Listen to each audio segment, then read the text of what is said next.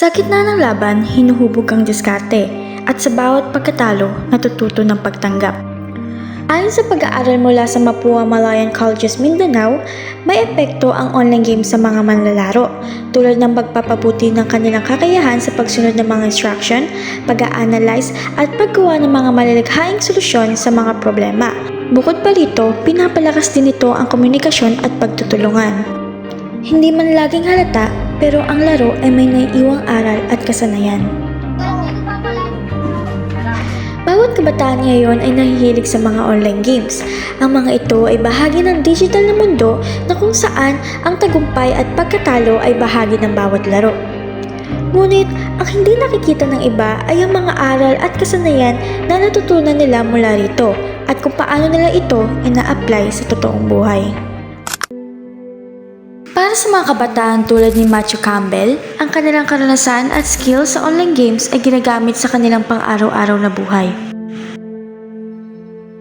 Ano yung mga madalas mong nilalarong online games at bakit mo ito pinipiling laruin? Ang madalas ko nilalarong social games or online games is like Mobile Legends, COD, Minecraft, and Roblox. Ang mostly ko nilalaro dito is like yung ML. Kasi dahil doon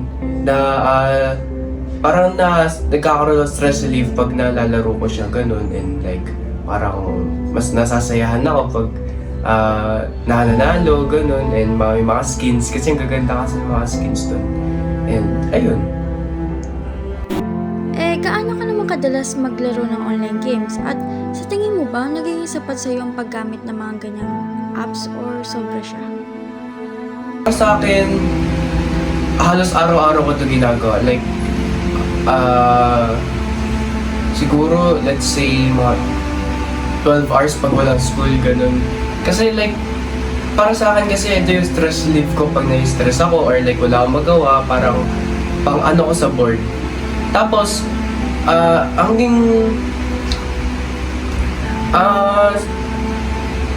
para sa akin, na sobra na yung ginagawa ko sa paglalaro ko kasi syempre yung iba nasasabi nilang paano yung mga mga gawain sa bahay, ganun. I mean like nagagawa ko naman pagkatapos ng laro ko, and nasabi ko naman na sobra to sa akin kasi yung sa health ko naman yung sabi ko dito like 12 hours. Grabe naman kasi sa 12 hours, like, paano yung health ko, ganun.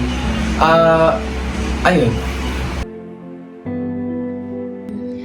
Sa mga nilalaro mo, may natutunan ka bang aral na na-apply mo sa totoong buhay o kahit sa sarili mo? Like, kunyari sa ML, na pag nakakapag-strategize ako, nakapagplano ako na mas maigi para manalo sa kalaban.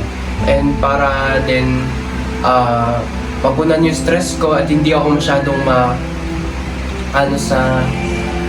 dito? Hindi ako masyadong ma-stress sa totoong buhay. Like, ito yung getaway ko. And, ayun. Kung paano nila ginagamit ang kanilang mga diskarte at kasanayan sa laro, ganun din nila ito ina-apply sa kanilang online interaction at sa paggamit ng social media. Ang mga kabataan ngayon ay hindi lang mga gamer, kundi mga digital citizens din. Kaya paano kaya nakaka-influence o ina-apply ng mga kabataan ng social media sa kanilang buhay? Gaano ka kadalas gumagamit ng social media? Siguro mga kung sa isang araw, siguro 8 hours, parang almost half of a day, ganun. Pero kung through the week, halos everyday ako gumagamit, so madalas ako gumamit ng social media. Hindi ka ba nakakaramdam ng ng pananakit ng ulo? Ganon.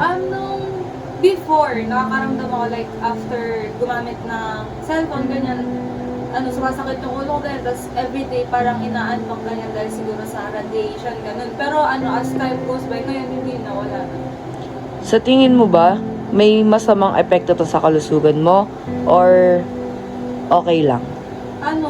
Meron in a way na kung hindi tama yung paggamit. Pero kasi, hindi ako ganun ka-ayos na user ng social media. Not sa social media, ng social media, pero ng cellphone, ganyan. Kasi parang masyado akong babad sa cellphone. So, masyado akong babad sa radiation na binibigay ng cellphone. So, bad siya sa health, pero it need kasi siya ngayong panahon. So, wala akong choice. Okay. So next question. Anong mga social media apps ang madalas mong gamitin at bakit? First is TikTok. So, it gives me comfort and also fun. So, nakaka-enjoy siyang gamitin. Then, Facebook. So, sa Facebook naman parang ganun nanonood lang ako through reels. So, it gives me happiness, ganyan. Parang binibigay lang din ni TikTok sa akin. Ayun. So, yung social media ba is parang nakakahanap ka ba doon ng comfort? Like, pagka sobrang stress ka na, doon ka humahanap ng comfort? Sometimes, pero pag stress ako, I stop using social media ganyan or cellphone. As I stay on my own, like ganun, parang space out lang ako saglit, parang di naman saglit, pero parang I need someone who's going to talk to me, ganyan. Pero madalas, I just keep it on my own, ganun. Parang, titingin lang ako sa lahat, ganyan. So, kasi mas nakaka-calm siya ng pakiramdam. So, pag stress ako, hindi ako gumagamit ng cellphone. Okay. Next question. Anong mga natutunan mo sa social media na naa-apply mo sa totoong buhay?